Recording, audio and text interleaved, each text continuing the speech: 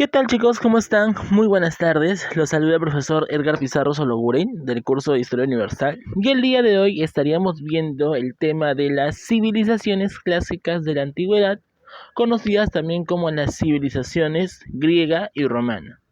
En este caso, en la clase del día de hoy, estaríamos viendo primero la civilización griega y después estaríamos viendo la civilización romana. ¿Estamos?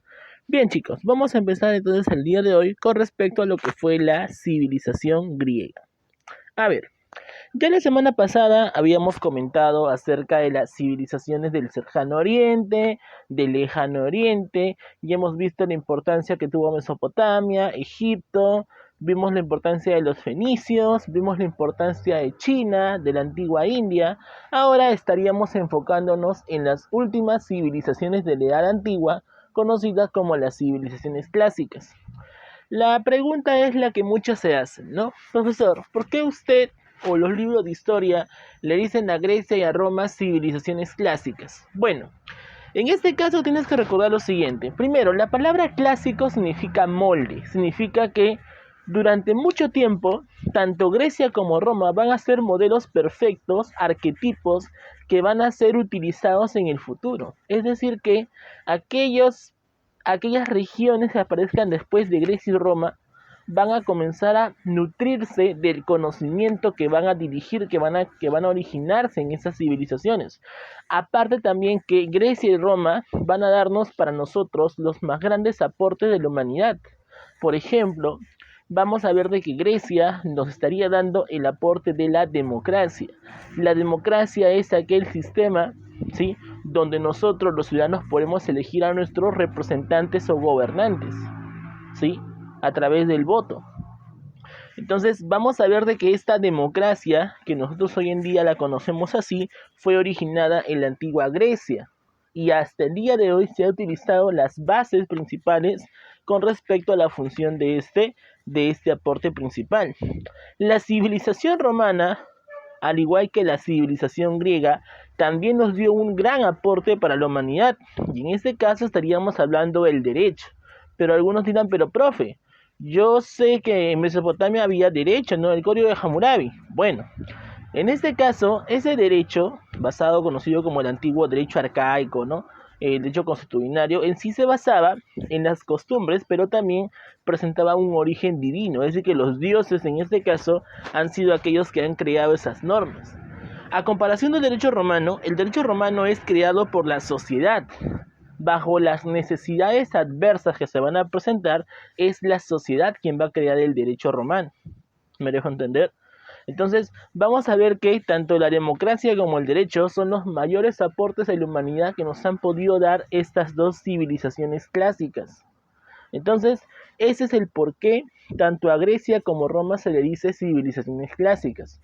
Por ejemplo, cuando venga el siglo XV, con el fin de la Edad Media, vamos a ver que los habitantes del Imperio Bizantino, que ya después lo vamos a comentar, estarían regresando a Roma, ¿sí? Y cuando regresen a Roma van a asimilar la cultura griega y la cultura romana, creando la cultura grecorromana o grecolatina. Y esta estaría enfocándose en el desarrollo del humanismo, aquella corriente filosófica que va a surgir revalorando al ser humano como tal. ¿Me dejo entender? Eso es lo que va a pasar. Por eso que, como te vuelvo a repetir, la civilización griega y la civilización romana son llamadas clásicas porque van a ser los moldes que van a servir para el futuro de las demás civilizaciones. Eso es lo que va a pasar con respecto a lo que es la parte fundamental de esta civilización, ¿sí? Bien, chicos, vamos entonces a ver en este caso la civilización griega. Vamos a ver que con respecto al medio geográfico, la civilización griega se estaría encontrando en la península de los Balcanes. La península de los Balcanes es esta región que está por aquí, este trocito del mapa, ¿sí? Recuerda que la península viene a ser aquí el ente geográfico donde es bañada por aguas marinas, es decir, el agua correspondiente a lo que eran los mares que se encontraban en esa región. Vamos a ver, por ejemplo, conocido también como la erosión marina, vamos a ver que los mares que van a estar dentro de esta región griega son tres principalmente. Encontramos el mar Egeo, por ejemplo, el mar Egeo está por aquí, el mar Jónico y el mar Mediterráneo. Estos tres mares van a ser importantes para la civilización griega. Y si te das cuenta, toda la región geográfica de Grecia es una región insular, lleno de islas. Por lo tanto, ¿a qué actividad económica crees que se van a dedicar los griegos? Al comercio marítimo, ¿sí o no? Claro. Una pregunta, ¿cómo se llamaba aquellos que tenían el control del mar? ¿Te acuerdas? ¿Cómo se llama el dominio político y económico del mar? La talasocracia, ¿sí o no? Claro. ¿Te acuerdas qué civilización había logrado alcanzar esa talasocracia? La civilización fenicia, ¿sí o no? Claro. Pero recuerda que hay algunos autores que discuten que tanto los griegos y los fenicios fueron los primeros que van a desarrollar el comercio marítimo sobre qué mar, el mar Mediterráneo, ¿no? Entonces vamos a ver que la principal actividad económica con respecto a la región geográfica sería la actividad comercial. ¿Estamos? Bien, pero también va a desarrollarse lo que es la actividad productiva. ¿Qué es lo que se va a cultivar en Grecia? Bueno, se va a cultivar ciertos cereales, por ejemplo, se va a cosechar trigo, cebada, ¿no? El lino. Se va a desarrollar en este caso un ganado caprino, ovinos, porque son animales que viven en las regiones montañosas de Grecia, ¿sí? Entonces, esa es la parte económica que se va a desarrollar con respecto a lo que es la geografía griega.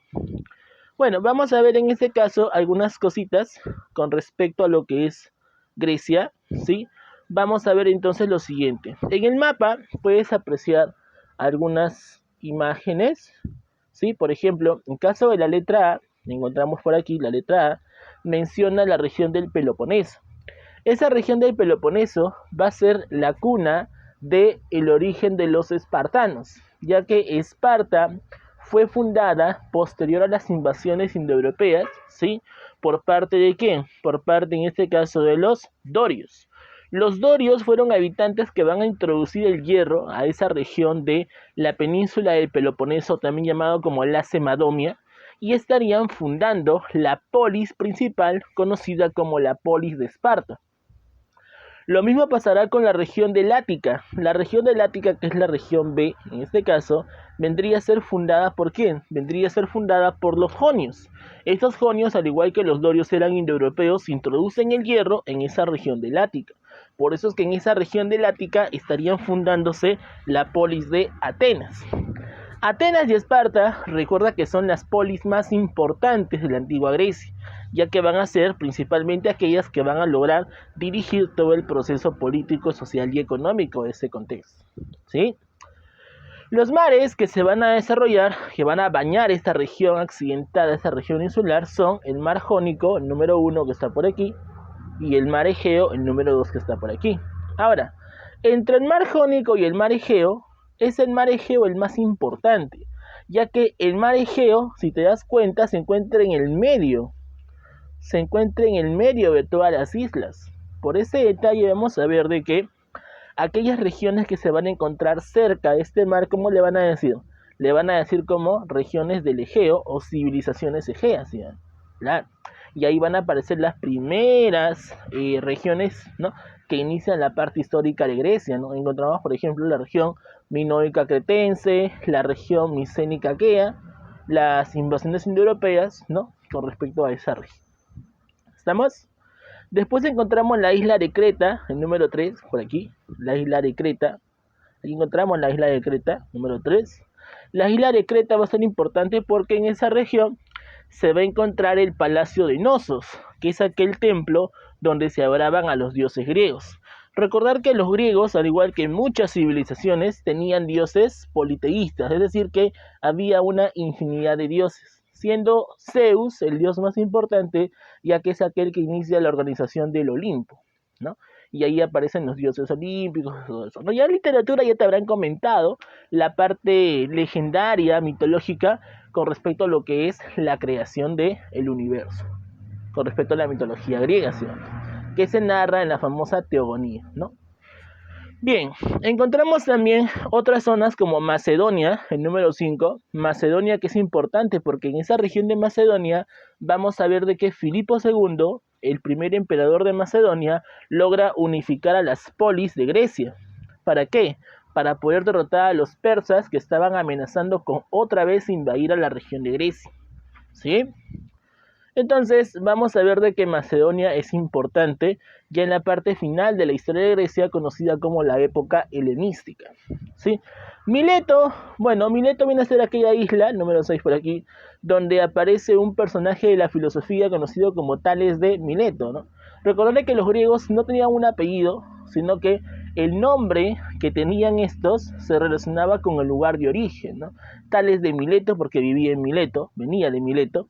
Safo de Lesbos porque vino de Lesbos, ¿no? Por ejemplo, Aristóteles de Estagira porque vino de la isla de Estagira. O sea, prácticamente la gran mayoría de griegos en sí recibían en este caso el apelativo del lugar de origen. ¿Me dejo entender? Eso es lo que va a pasar con respecto al nombre de cada uno de ellos, ¿sí? Entonces, pregunta, ¿dónde se ubica la región de Grecia entonces? En la península de los Balcanes, ¿no? Exactamente sureste de Europa. ¿Estamos? Ahora, vamos a ver que esa península de los Balcanes sería muy importante porque es una región llena de islas y por lo tanto se va a desarrollar el comercio marítimo, ¿sí? Vamos a ver entonces por aquí las etapas de la historia de Grecia, ¿sí? Recordar de que la primera fase de la historia de Grecia se le conoce como las civilizaciones egeas. Esas civilizaciones egeas son las primeras fases de la parte histórica de Grecia, donde los primeros habitantes de la región de los Balcanes, ¿sí?, que están cerca o a orillas del mar Egeo, están siendo denominadas así, civilizaciones egeas. Ahora, encontramos que en la civilización minoica cretense, por ejemplo, ¿qué es lo que va a pasar? Sucede que en esa región se estaría desarrollando lo que es el comercio marítimo sobre el Egeo y también posteriormente sobre el Mediterráneo. ¿Y cómo se le llama al control político y económico del mar? La talasocracia, ¿sí? Ahora, estos minoicos o cretenses se van a llamar así porque la capital de su región fue la ciudad de Creta, la isla de Creta. Se va a llamar minoico, ¿por qué? Porque el máximo monarca de la isla de Creta fue el rey Minos.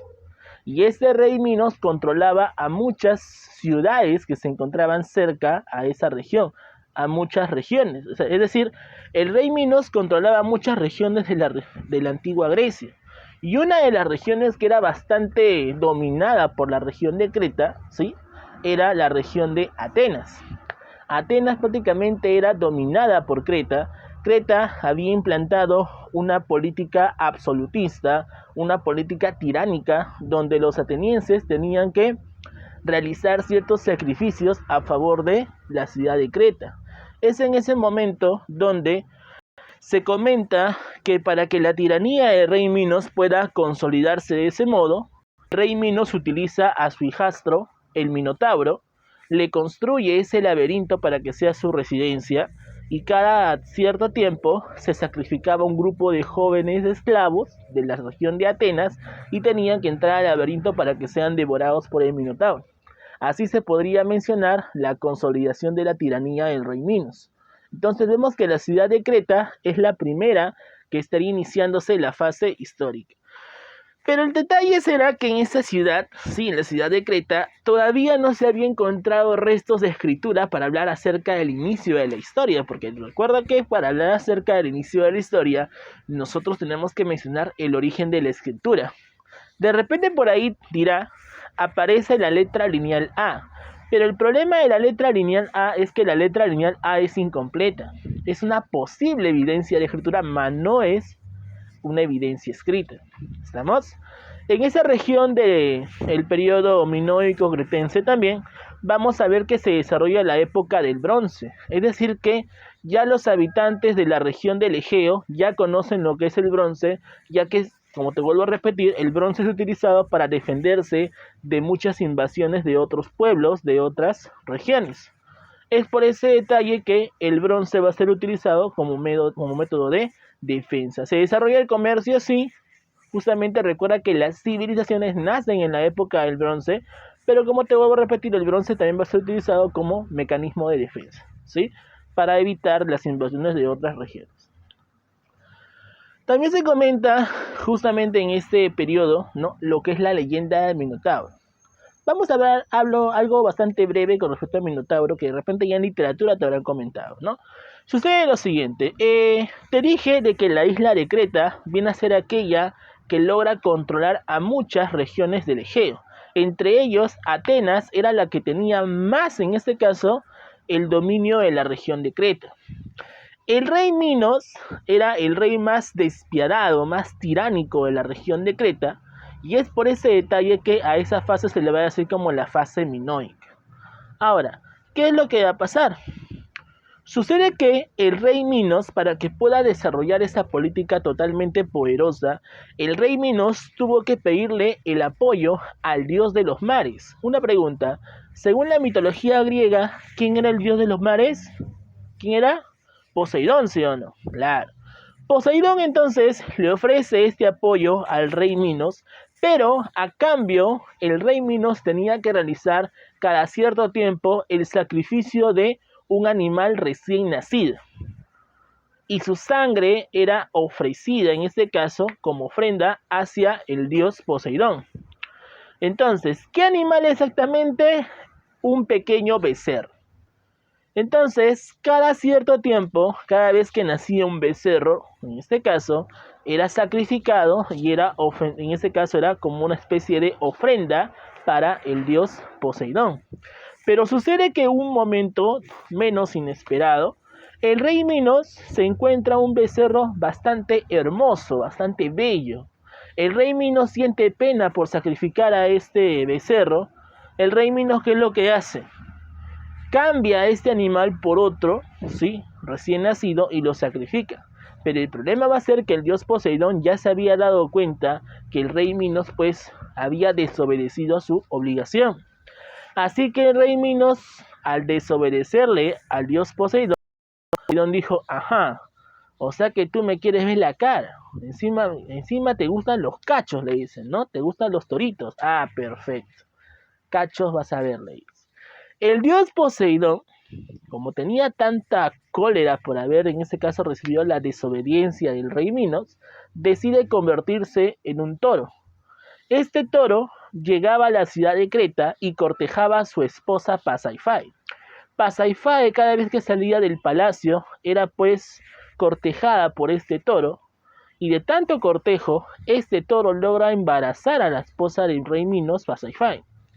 Producto de ese embarazo, ¿sí?, nace el supuesto hijo del rey Minos, pero nace un ser monstruoso que tenía la mitad cuerpo de hombre, ¿sí?, y la mitad, la cabeza en este caso, de un toro.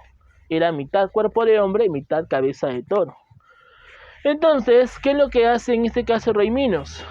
Como la esposa de este le había engañado, en este caso, la manda a ejecutar por haberla, ¿no?, por haberle en este caso ofendido a su honra. Pero cuando el rey Minos estaba a punto de asesinar a Minotauro, este decide nombrarlo así, ya que le dio tanta pena a este recién nacido que pensó que en algún momento puede utilizarlo para poder seguir teniendo esta característica totalmente poderosa sobre las demás regiones. Es en ese momento donde el rey Minos entonces conserva a este ser, decide nombrarle Minotauro, Minos por el propio rey, Tauro porque representaba un toro. Entonces, este Minotauro sería el hijastro del rey Minos que será utilizado para consolidar su tiranía. Cuando Minotauro, en este caso, comenzó a crecer, el rey Minos obligó al mejor arquitecto de Grecia, conocido como Dédalo, para que construyera el laberinto del Minotauro. Ojo, es laberinto del Minotauro, ¿ya? No como en la película que se llama Laberinto del Fauno, no, nada que ver, es laberinto del Minotauro. Entonces, en ese laberinto de Minotauro se encontraba este ser monstruoso y cada cierto tiempo los esclavos atenienses eran sacrificados, eran enviados a ese laberinto y eran devorados por el propio Minotauro. Ese lugar era totalmente oscuro porque estaba totalmente cerrado. Entonces, tiempo tras tiempo, Atenas tenía que enviar a esos esclavos para que sean devorados por el Minotauro. Pero llega un momento en el cual en la ciudad de Atenas aparece una especie de profecía donde mencionaban de que nacería un salvador que derrotaría a Minotauro, lo mataría y acabaría con la tiranía del rey Minos. Entonces, esa profecía se estaría cumpliendo ¿cuándo? Sucede lo siguiente. El rey de Atenas en esta época era conocido como el rey Egeo.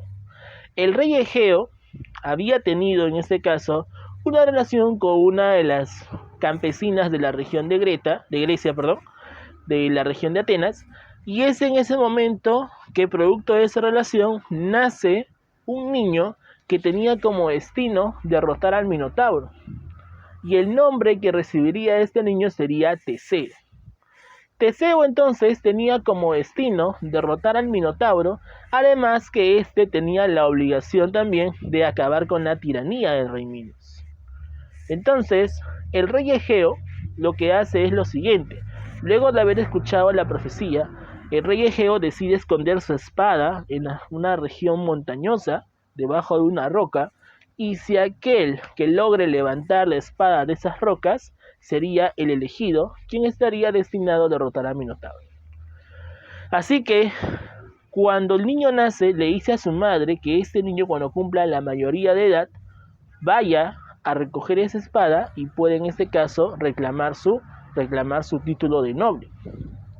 Es en ese momento entonces donde Teseo crece, logra tener una mayoría de edad y comienza a aventurarse ante ese destino. Teseo logra coger la espada y en ese momento viene el proceso de la leyenda.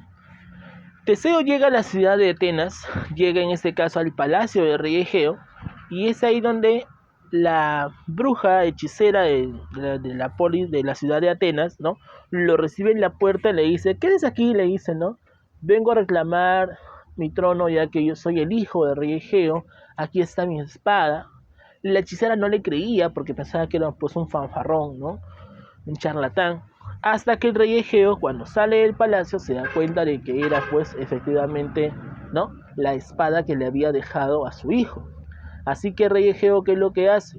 Logra reconocer a su hijo y la botan a patadas a la hechicera llamada Medea. Medea, obviamente con la cólera que sintió, decide lanzarle una maldición al rey Egeo y le dice: desde este momento vas a sentir una pena tan grande que esa pena hará que tú te lances de la parte más alta de Atenas y te suicides. El rey Egeo no le hizo tanto caso, ¿sí?, pero sin embargo, Teseo ya estaba listo para cumplir su destino. Así que el rey Egeo, ¿qué es lo que hace? Le propone el siguiente plan. Teseo tenía que vestirse como esclavo para que éste sea llevado hacia la ciudad de Creta y así puede engañar en ese caso a los guardias y pueda directamente matar a Minotauro. Cuando el rey Egeo le propone ese plan, le dice también lo siguiente: cuando tú regreses victorioso, yo te esperaré en la parte más alta de la ciudad de Atenas. Pero para saber que tú has logrado tu victoria, necesito que tú hices una vela blanca de tu balsa, de tu embarcación. Si tú izas una vela blanca, sabré yo que tú has ganado. Pero si los esclavos izaran una vela negra, entonces sabré que has fracasado. Entonces, eso es lo que le propone el rey Egeo a su hijo Teseo.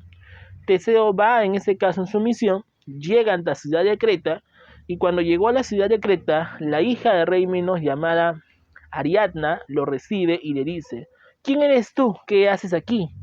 Teseo le dice: soy Teseo y vengo a matar a Minotauro. Ariadna sentía pena por su hermanastro y es en ese momento donde manda encerrar en este caso a Teseo para que no matara a su hermanastro. Cuando Teseo se encuentra encerrado en las mazmorras, Ariadna viene encapuchada y le dice: está bien, deseo que voy en este caso a aceptar que mates a mi hermano, pero ¿sabes cómo salir del laberinto? Teseo no tenía idea cómo salir del laberinto. Lo único que quería era matar a Minotauro, pero no tenía ni idea.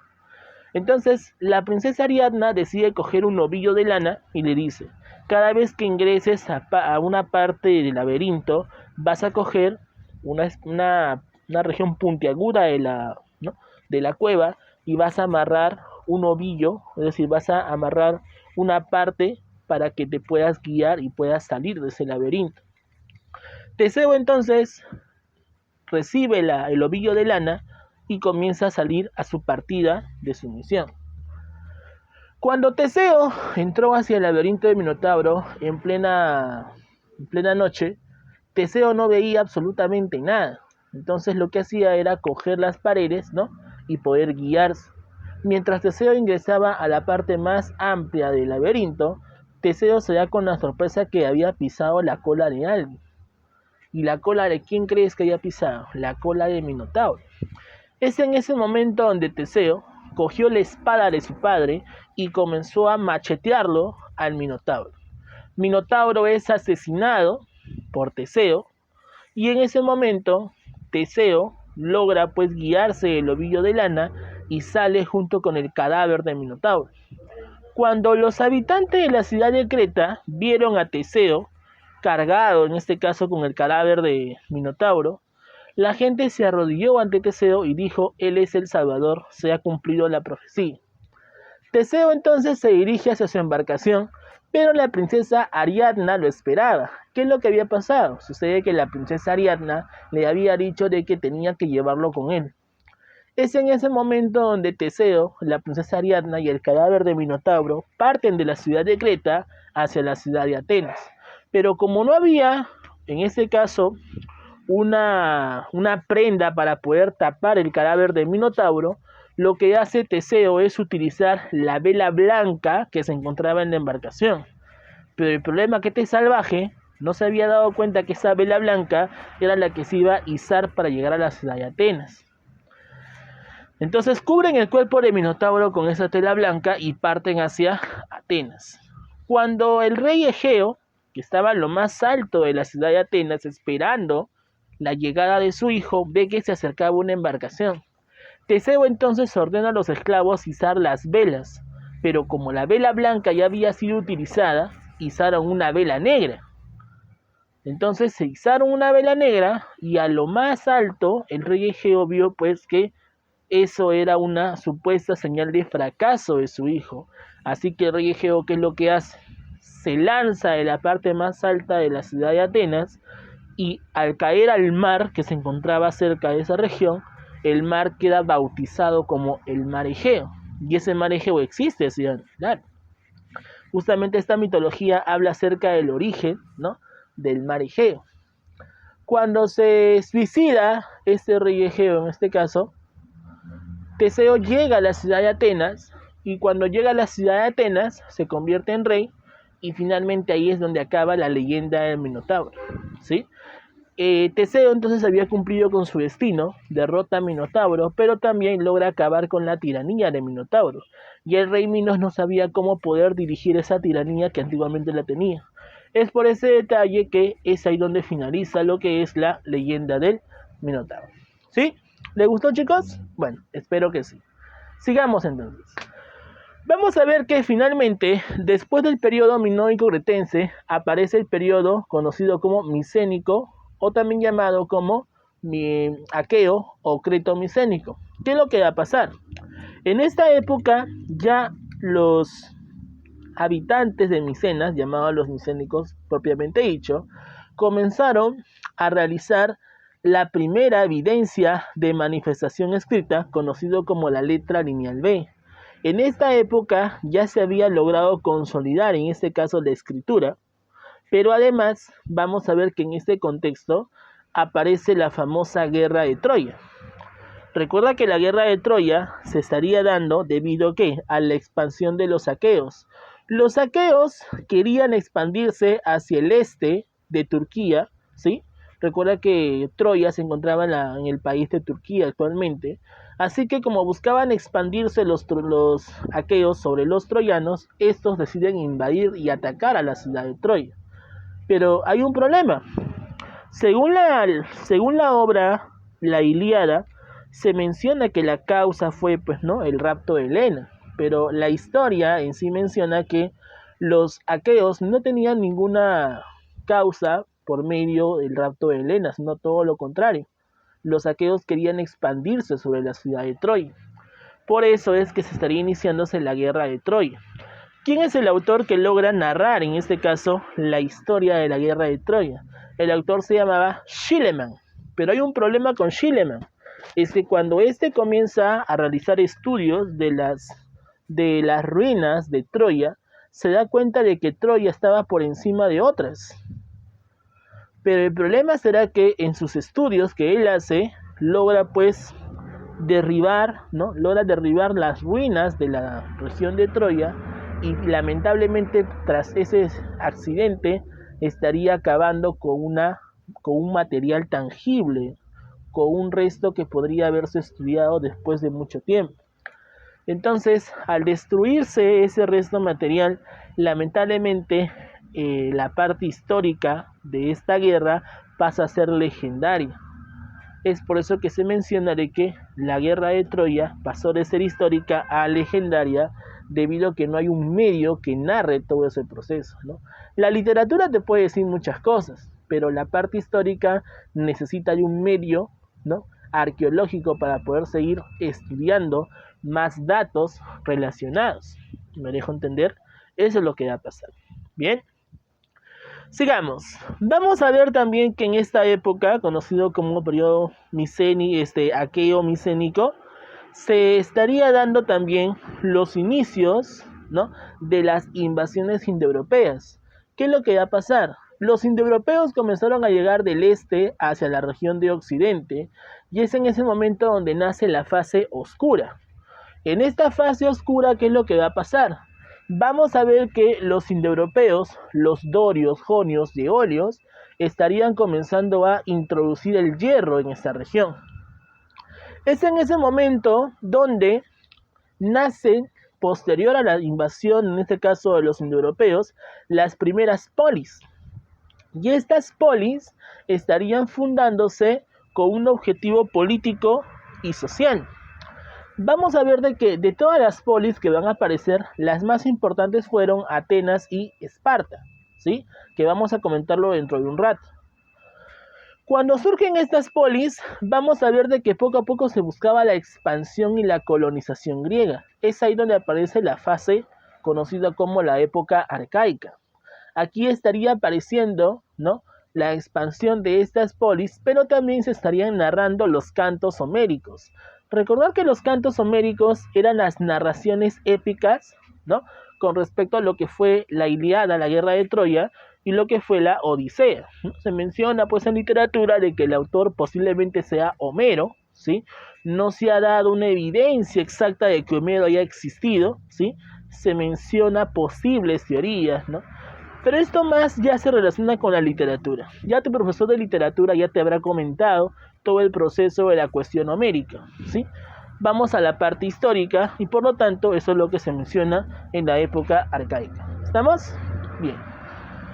Pero vamos a ver que estas polis, Atenas y Esparta, al lograr expandirse, estarían comenzando ya a iniciarse la época clásica. Se le conoce época clásica al momento donde Atenas y Esparta sobresalen como tal. Van a dirigir una economía comercial, pero también una economía productiva, una economía agrícola y ganadera. Pero el problema será que cuando estas polis comiencen a sobresalir, controlar las regiones del mar Egeo y también el mar Mediterráneo, había un imperio bastante poderoso al este de la región de Grecia, conocido como el Imperio Persa. El Imperio Persa, recuerda que fue aquel que logró invadir a muchas civilizaciones. Los griegos se encontraban en jaque. Como los griegos se encontraban en jaque, es el momento donde los griegos deciden enfrentarse en contra de los persas. Pero ¿cuál de estos logra enfrentarse inicialmente con los persas? Sucede que los persas ¿qué querían? Los persas querían en este caso invadir la región del Egeo. ¿Y quiénes eran aquellos que tenían el control del Egeo?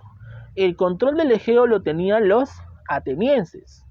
También los persas querían en este caso encontrar y poseer la región del Mar Negro, ya que en las orillas del Mar Negro se encontraban fuentes de agricultura, es decir, se encontraban en este caso cosechas de alta calidad, como el caso del trigo, y eso justamente era lo que le ambicionaba al Imperio Persa para poder expandirse.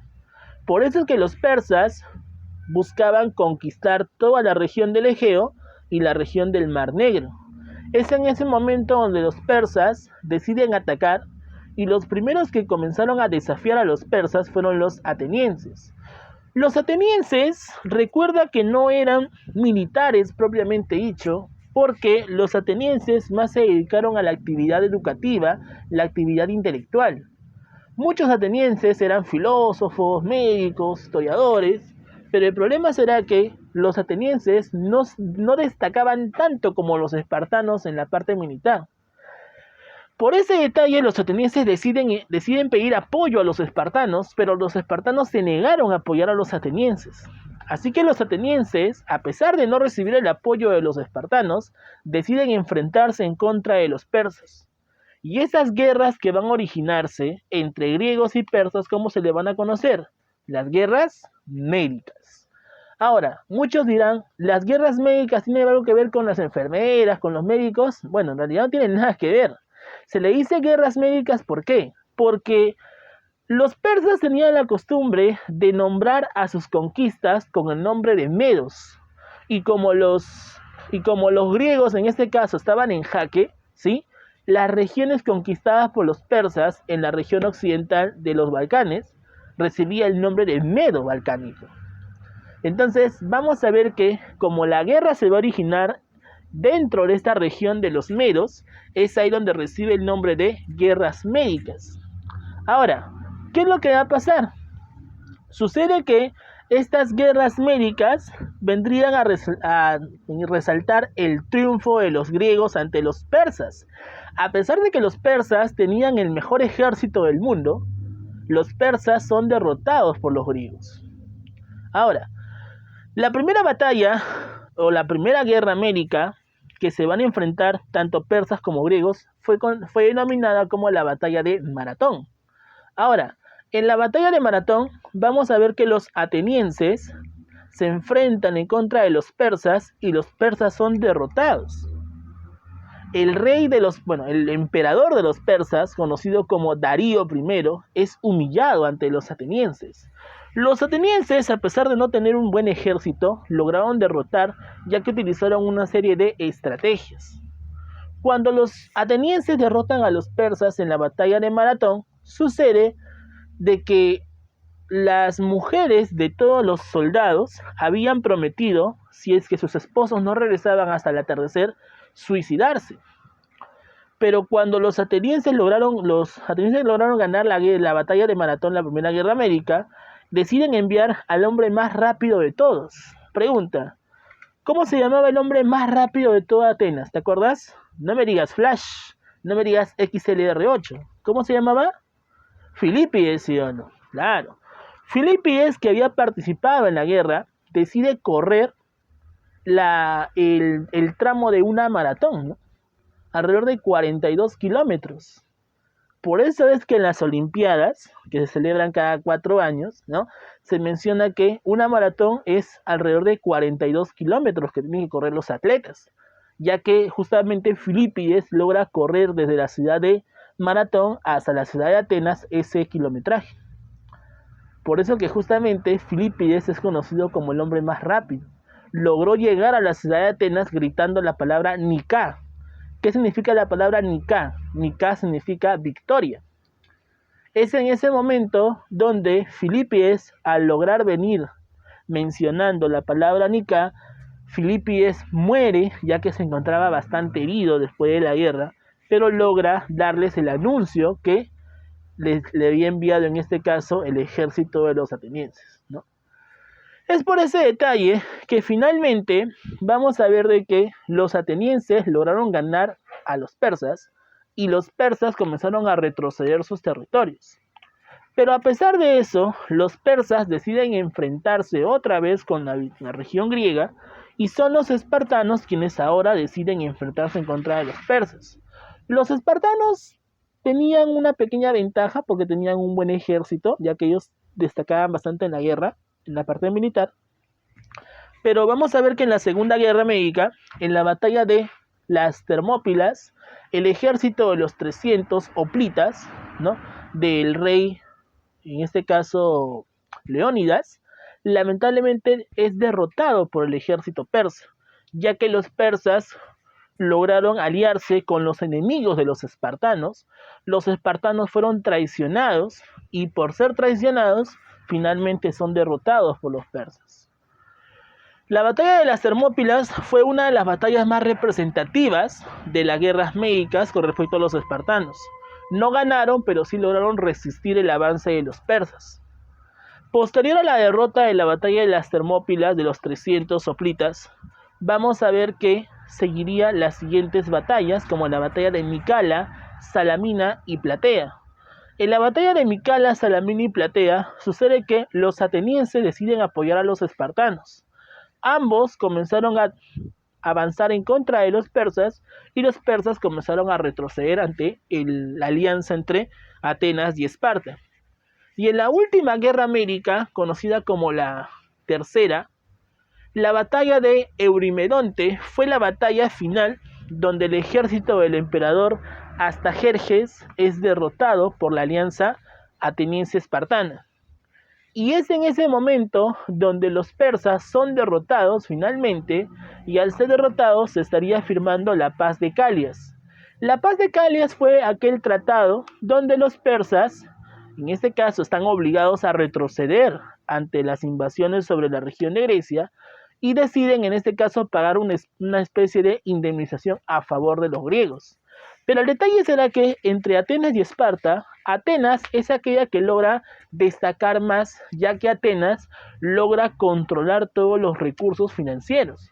Atenas había logrado tener el control de esa indemnización, y es en ese momento donde Atenas destaca económicamente y funda una especie de liga, ¿sí?, o también llamada flota comercial, como la Liga de Delos.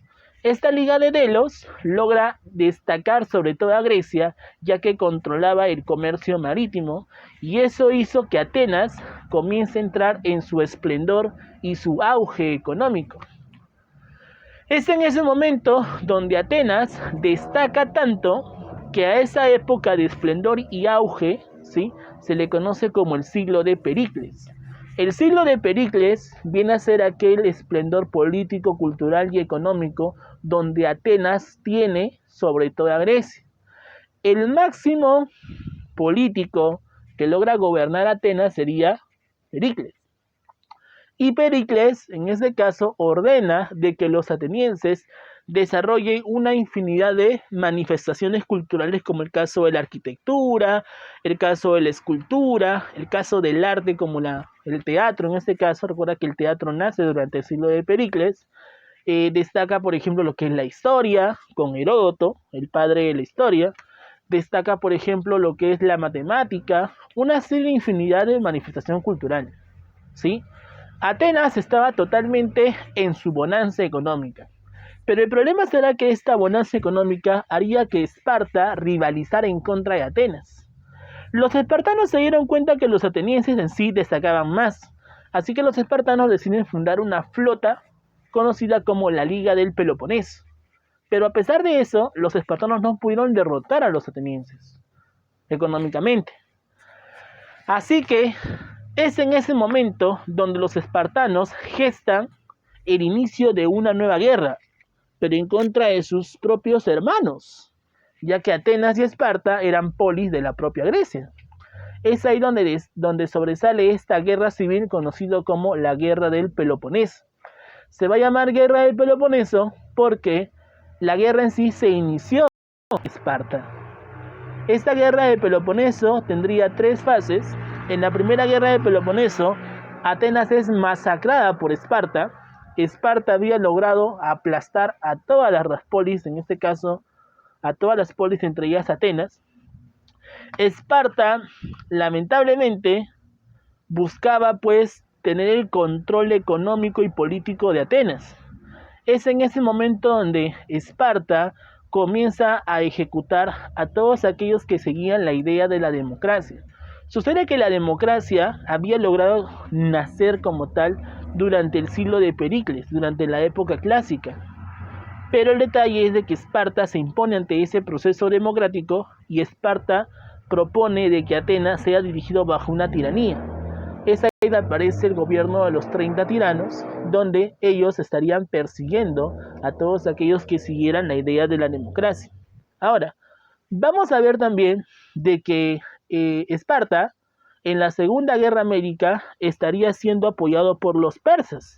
A pesar de que los persas en el inicio eran sus enemigos, los persas deciden apoyar a los espartanos. Cuando los espartanos derrotaron a Atenas en la primera guerra del Peloponeso, se estaría firmando la paz de Simón, ¿sí? Y esta paz de Simón estaría haciendo una tregua durante 30 años para que Atenas pueda recuperarse.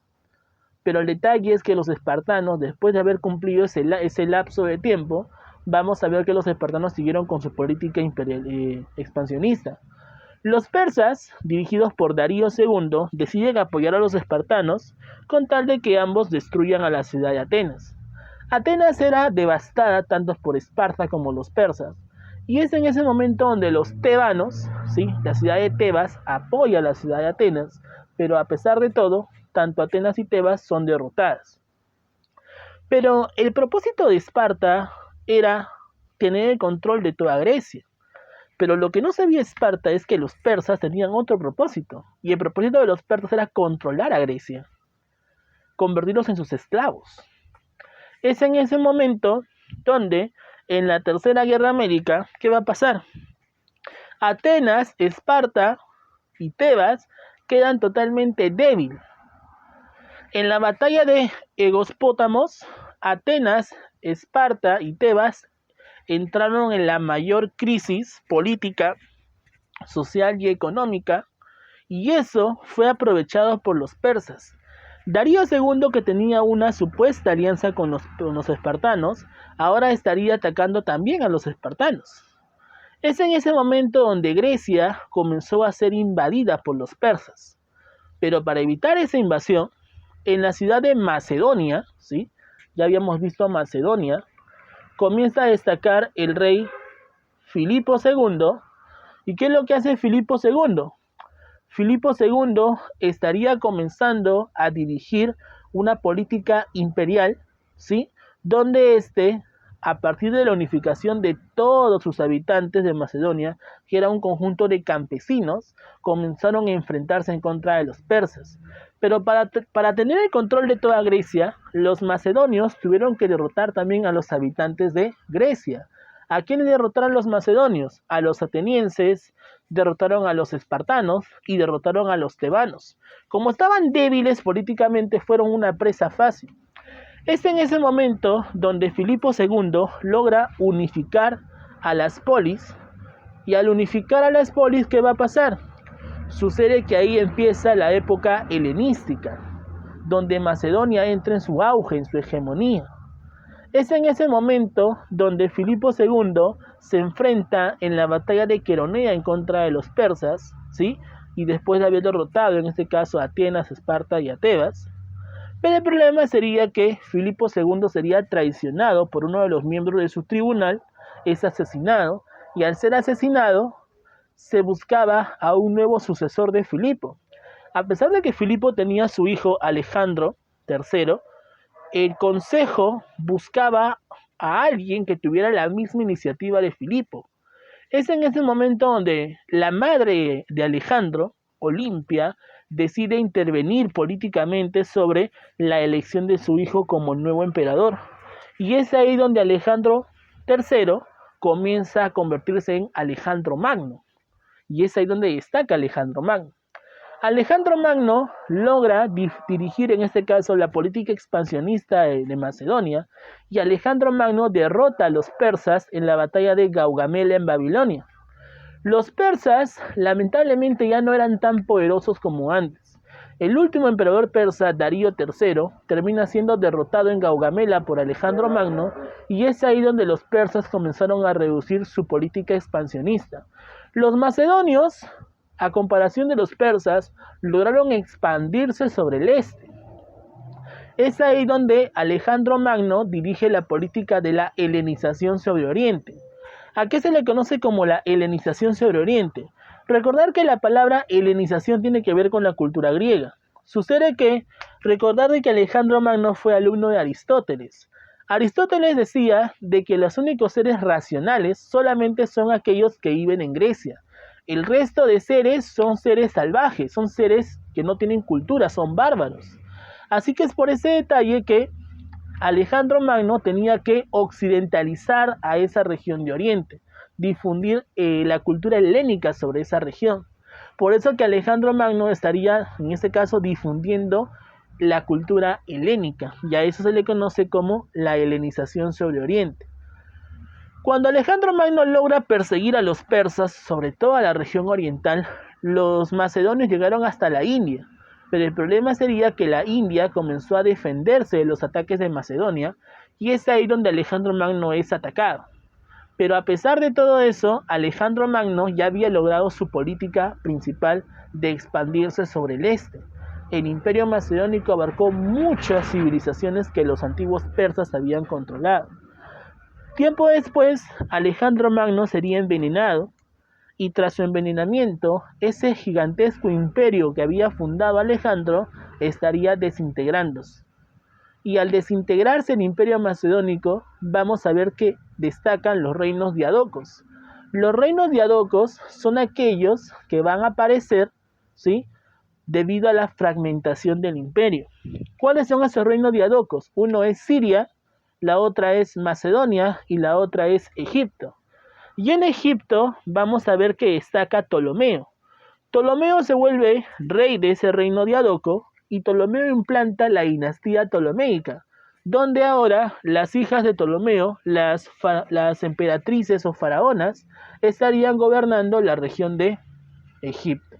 Es ahí donde destacan las Cleopatras, ¿no? ¿Cuántas Cleopatras van a aparecer? Aparecerían exactamente 7 Cleopatras, ¿no?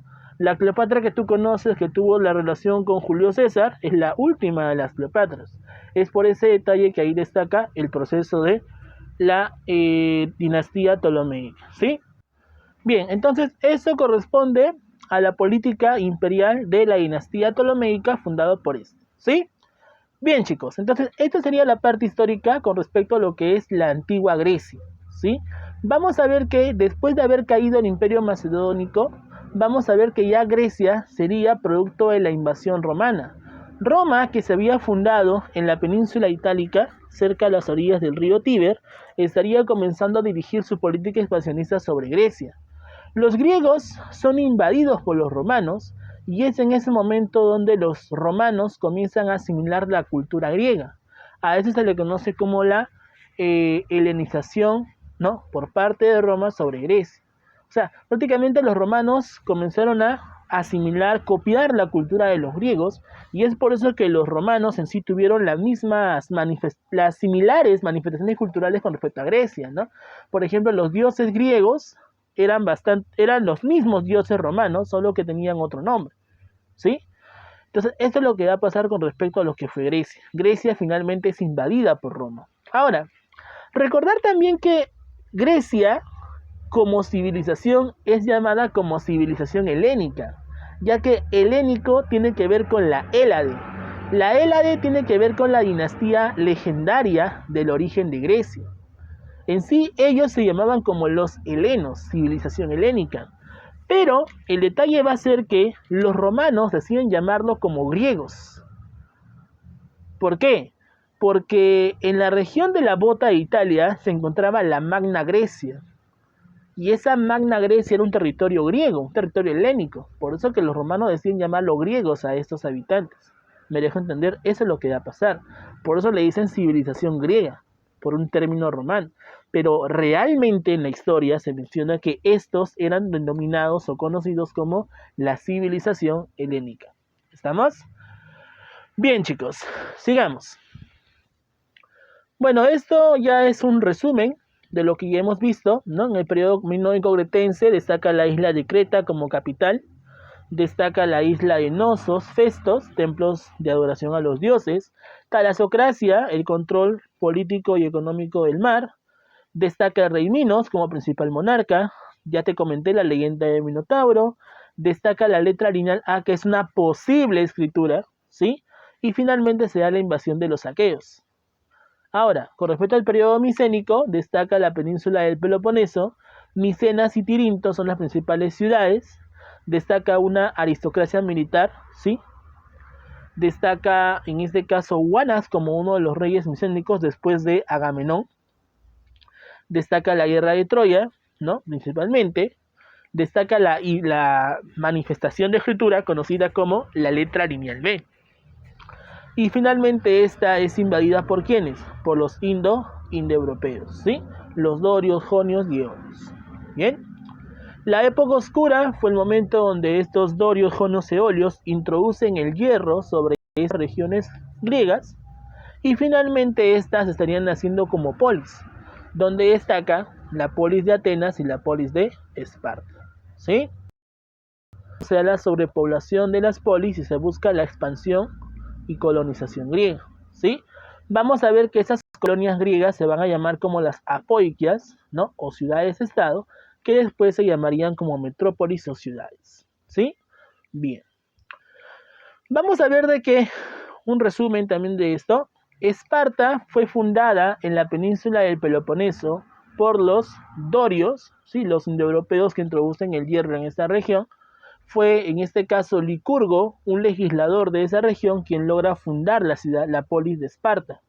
Vamos a ver de que los dioses principales que tenían en este caso los espartanos como culto era el dios Ares y el dios Heracles, ¿sí? Vamos a ver en este caso que los espartanos dirigen una política conocida como la diarquía. Diarquía significa el gobierno de dos reyes, ¿sí? Uno representa al Estado y otro representa a los dioses. Aparece la Gerusia, que es un tribunal conformado por ancianos, alrededor de 28, que representan en este caso la máxima magistratura. Encontramos a la Apela, que es una asamblea popular que se reunían para aprobar leyes propuestas por la Gerusia, ¿sí? Y los eforos, que era el tribunal que alcanzaba la máxima legalidad, ¿no? Conformado por 5 ancianos. Estos eforos tenían en este caso la misión de dirigir la guerra y dirigir la paz, ¿sí? Tenían que consultarle a los eforos para que estos puedan en este caso dirigir el contexto de una guerra o la firma de una paz. Con respecto a la parte económica, destaca lo que es la agricultura. Con la parte social, vamos a ver de que aparecen 3 sectores. El sector de la aristocracia era llamada como los espartiatas o los homoioi. Homoioi son los hombres libres, los hombres iguales, en este caso. Los periecos, que eran en este caso los extranjeros que habitaban Esparta, y los ilotas, que eran los esclavos. Como la población de esclavos era mayor a la población aristocrática, se cumplía una tradición conocida como las criptías. Las criptías era aquel momento donde los hijos de los espartiatas asesinaban a los esclavos ilotas. ¿Para qué? Para reducir la tasa poblacional de los esclavos. Bien. Vamos a ver que en Atenas es algo similar. Atenas fue fundada en la península helática por los jonios, ¿sí? Los dioses principales serían Atenea y Poseidón. Vamos a ver de que en la parte política, Atenas primero destaca como una monarquía y después aparece lo que es la democracia. Recordemos que la democracia tiene una serie de etapas, ¿no? Primero inicia como una monarquía, el poder que tenían los reyes. Después aparece la aristocracia, el poder que tenían los terratenientes. Aparece después lo que es en este caso lo que es la timocracia, donde los oligarcas ricos y poderosos tenían el poder en este caso de dirigirlo. Luego aparece la tiranía, ¿no? Y finalmente aparece la democracia. Y cada uno de ellos tenía un representante, ¿no? La aristocracia fue dirigida por Dracón, que realiza reformas de carácter conservador, ¿sí?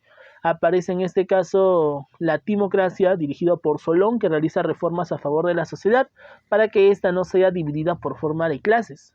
Aparece la tiranía de Pisístrato, que dirige una política totalmente conservadora. Y finalmente aparece la democracia planteada por Clístenes, que realiza las reformas que Solón había planteado para dirigir este proyecto de la democracia, el poder del pueblo. Pero el detalle es que solamente podían elegir los varones mayores en este caso los hombres mayores de 28 años, ¿sí? Solamente participaban varones, más no las mujeres. La economía era una economía comercial, manufacturera. Con respecto a la sociedad, destacan los eupátridas, que eran los aristócratas, los demiurgos, comerciantes, los métecos, que eran los extranjeros, que vivían en Atenas, y los doulios, los esclavos. ¿Sí? Y los reformadores vendrían a ser Dracón, Solón y Clístenes. Bueno, acá se basa en este caso lo que es la democracia, ¿sí? Destaca la monarquía, dirigida por los reyes o basileus, ¿sí?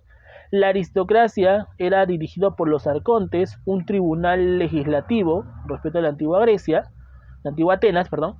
Destaca Dracón, el primero que plantea el código de leyes de carácter conservador. La timocracia, el gobierno de los ricos y poderosos, impuesto por Solón. Este realiza las reformas a favor de la sociedad. La tiranía, un gobierno totalmente absolutista y autoritario, donde destaca Pisístrato.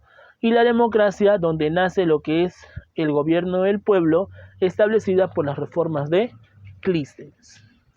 Bien, con respecto a la época clásica, ya mencionamos las guerras médicas, ¿sí? Aquel enfrentamiento entre, en este caso, los medo-persas versus los griegos, ¿no?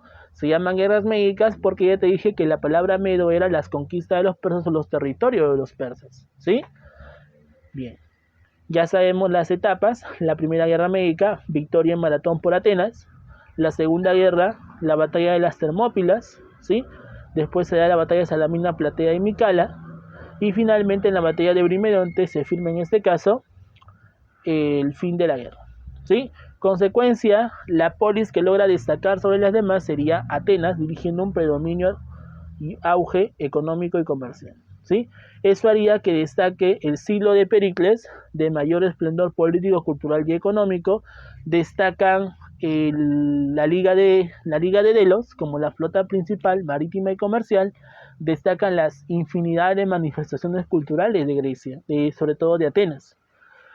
Producto de eso, los espartanos comenzaron a rivalizar en contra de Atenas, y es ahí donde destaca la guerra del Peloponeso, ¿no? Vamos a ver de que esto finalmente finaliza en la batalla de Egospótamos, pero como consecuencia, ¿qué se va a dar? Se va a dar en este caso la debilidad y la decadencia de las polis griegas. Eso va a ser aprovechado por los persas, y los persas comenzaron a invadir a Grecia. Pero el detalle es que Macedonia dirige una unificación y dirige en este caso una política expansionista sobre las demás polis para que toda Grecia sea unificada y sea dirigida desde Macedonia, planteada por la política de Filipo II. Él es el que crea la falange macedónica. La falange macedónica era el ejército que Filipo dirigió para enfrentarse en contra de los persas. Además que logra conquistar a Grecia después de la batalla de Coronea, ahí donde logra unificarse todas las polis griegas en una sola. Pero aquel que logra la máxima expansión del imperio macedónico sería su hijo Alejandro Magno. Ya te dije que fue discípulo de Aristóteles, plantea el proyecto de la helenización sobre la región de Oriente, logró derrotar a los persas en la batalla de Gaugamela, Gránico, Isos, y es en ese momento donde el imperio macedónico entra en su máxima expansión, ¿sí? Después de eso vamos a ver de que mueres por circunstancias extrañas, como el caso del envenenamiento, y finalmente tras su muerte el imperio se desintegra en los reinos diadocos, ¿sí? Vamos a ver que las regiones que fueron invadidas por Alejandro fueron Macedonia, que fue la principal cuna, la política, la región de Egipto, Fenicia, Babilonia, Persépolis, que era la región de Persia, ¿sí? La meseta de Irán, y la India, ¿no? Es ahí donde se logra la máxima expansión cultural del imperio macedónico, se logra la fusión cultural o la helenización de Grecia sobre Oriente. Vamos a ver ahora las manifestaciones culturales con respecto a lo que era Grecia. Vamos a ver que destaca en la parte de la arquitectura el Partenón, ¿sí? En este caso encontramos el templo de Atenea, ¿sí? Que fue en este caso edificado durante el gobierno de Pericles. Con respecto a lo que es la arquitectura en Grecia, aparecen tres tipos de columnas. Entre ellos aparece la columna de forma dórica, de forma jónica y de forma corintia. Vamos a ver que las columnas se diferencian con respecto a la parte superior, ¿sí? Ahora, la columna corintia se estaría encontrando en el templo llamado el Erectio, ¿no? donde destacan una especie de esculturas femeninas conocidas como las cariátides. Estas cariátides se encuentran en el templo del Erectio, que van a ser planteadas con respecto a la forma corintia de su columna. Bien. Destaca Fidias como el principal escultor de toda Grecia, donde él estaría esculpiendo la imagen de Ateneas. Encontramos el discóbolo de Mirón, ¿no? Discóbolo es una escultura que representa a un hombre que participa en las Olimpiadas, que está listo para lanzar un disco.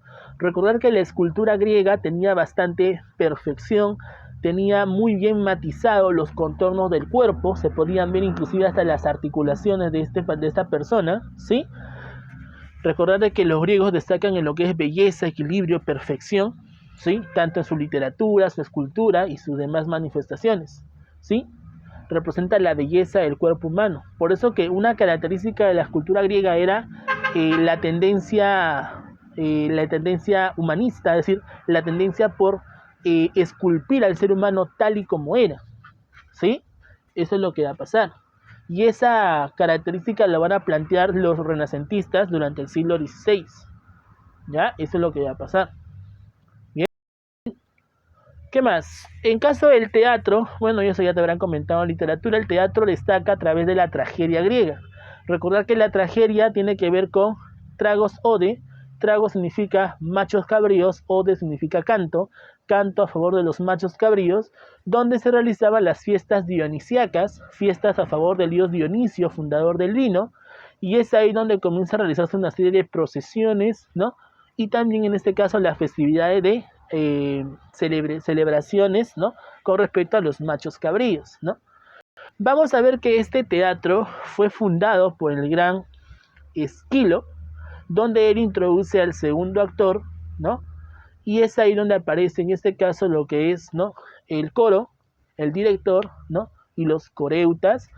Y vamos a ver que esta escenificación del teatro era financiado por los coregas, ¿no? Que eran aquellos que podían tener ingresos y podían en este caso apoyar económicamente. Ese teatro se va a representar a través de las escenas, donde lo que se buscaba era la catarsis, la purificación del alma. La catarsis se desarrollaba gracias a la mezcla de emociones, como el caso de la ira, ¿no? La ira se mezcla, por ejemplo, lo que es la compasión, se mezcla el miedo, y eso representa justamente a la mezcla de emociones para llegar a la catarsis o la purificación del alma.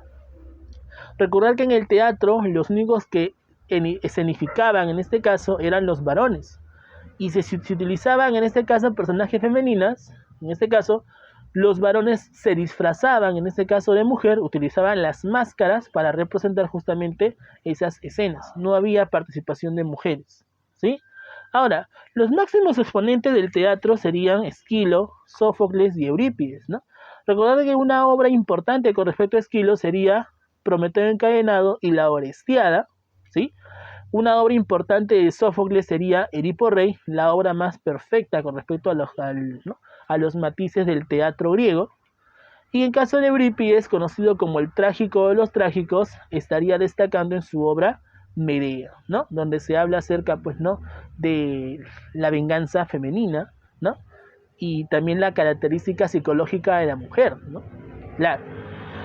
Entonces, eso es lo que va a acontecer con respecto a lo que era el teatro. Esta construcción que se encuentra por aquí es llamado como el anfiteatro, donde se reunían los espectadores y en el medio se encontraban los artistas que estarían realizando la escenificación. ¿Estamos? Bien. Vamos a ver que en filosofía destacan los máximos exponentes como Sócrates, Platón y Aristóteles, ¿sí? Recordad que la filosofía griega en sí, pues, no es netamente originaria, ya que en sí los filósofos griegos tuvieron ciertas tendencias a la filosofía oriental como el confucianismo. Sócrates, por ejemplo, hablaba acerca de la tendencia de la moral, hablaba acerca de las virtudes del ser humano, y tanto la moral como las virtudes del ser humano son planteadas por Confucio durante la época de la dinastía Zhou.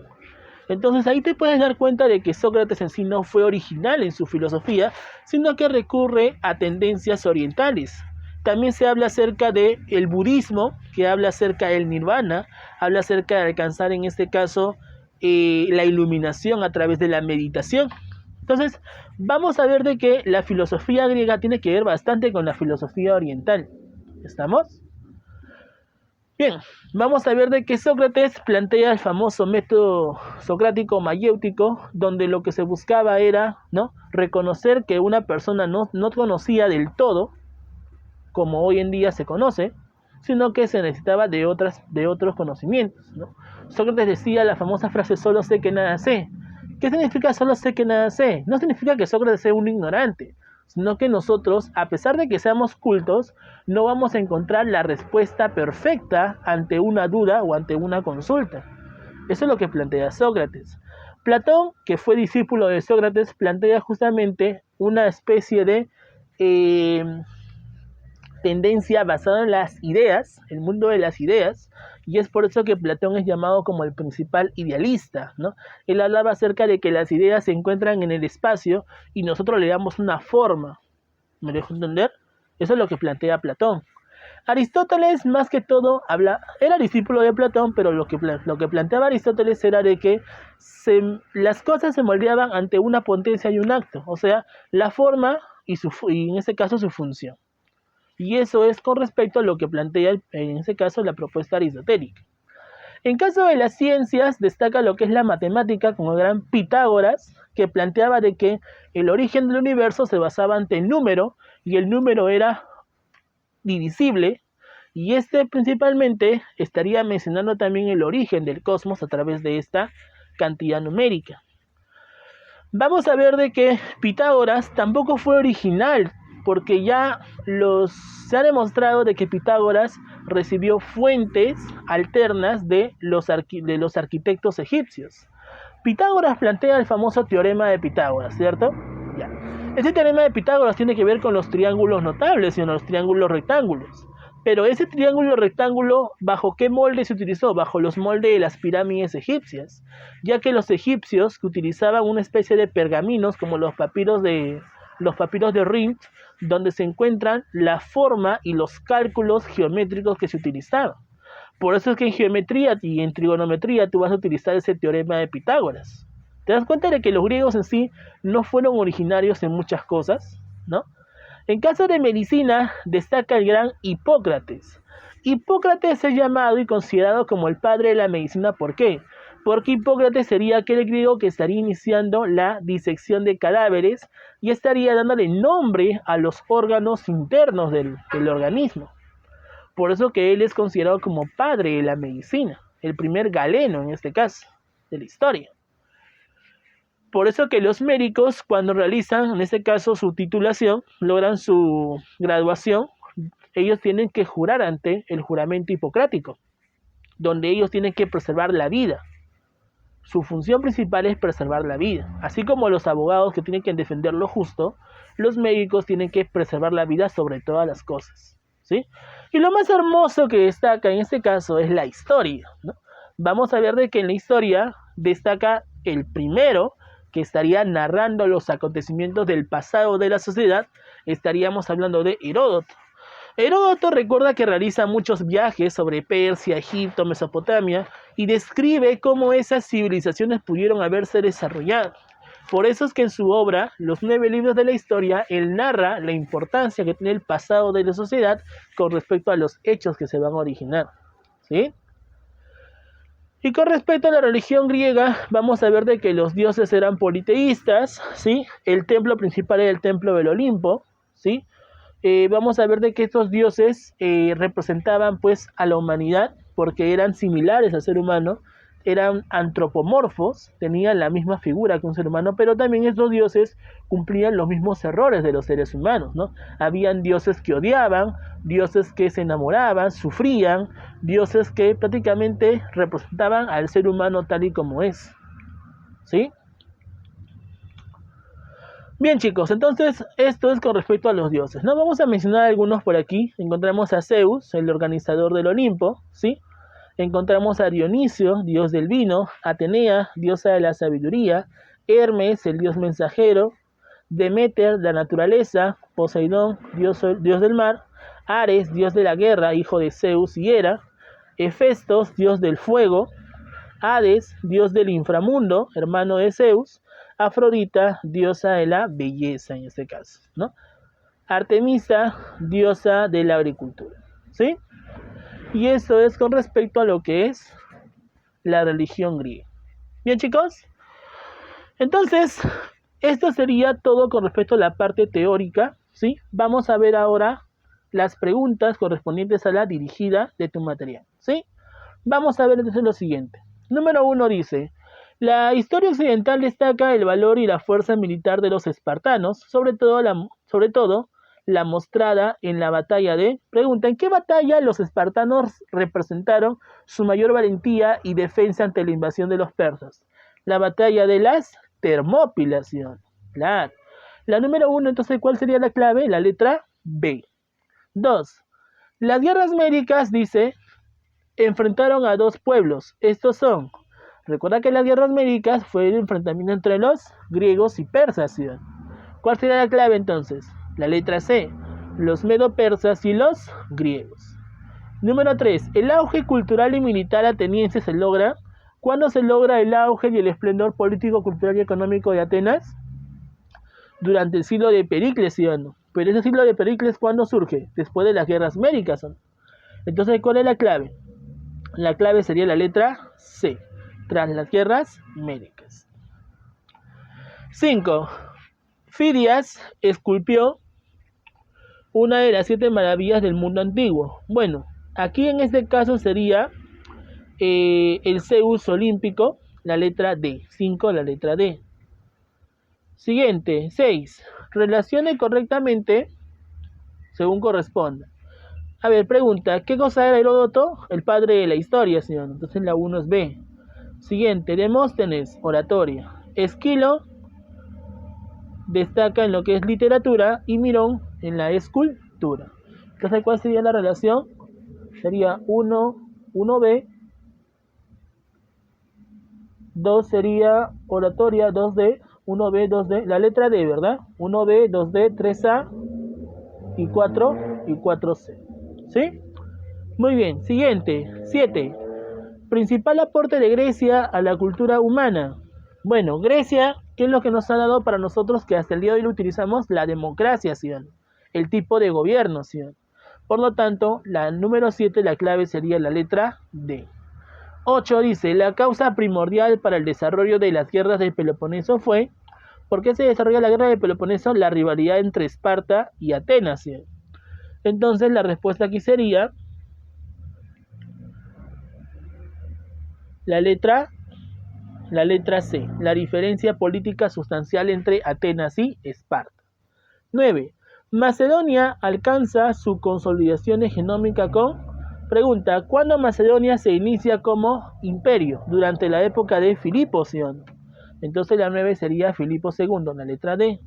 Y la 10 dice: el helenismo se relaciona con... ¿Qué fue el helenismo? La difusión de la cultura griega, ¿sí? Por lo tanto, la letra B sería la clave.